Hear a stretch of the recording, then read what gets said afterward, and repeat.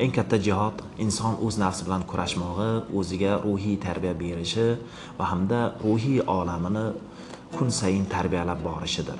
Chunki bizning ajdodlarimiz tarix davomida o'zining o'sha boy ma'naviy merosi bilan faqat insonning ruhiy tarbiyasini takomillashtirish borasida alohida e'tibor qaratishgan. Misol uchun Imom Buxoriy, Imom Termiziy, Imom Burhoniddin Marg'inoniy, Abu Ali ibn Sino va boshqa buyuk mutafakkirlarimizning asarlarida birinchi o'rinda ma'rifiy va ruhiy tarbiya borasidagi jihodga alohida e'tibor berishgan. Afsuski bugungi kunda ba'zi jaholat botqog'iga botgan kishilar qitoliy jihodni noto'g'ri talqin qilib ma'rifiy jihoddan ustun qo'yishmoqda. Chunki ma'rifiy jihod o'sha Qur'on va sunnatda birinchi o'rinda turishi, nafs tarbiyasi birinchi o'rinda turishi alohida ta'kidlab o'tganini mana shu oyatlar va hadislarning umumiy ma'no mazmunidan ham bilib olish mumkin.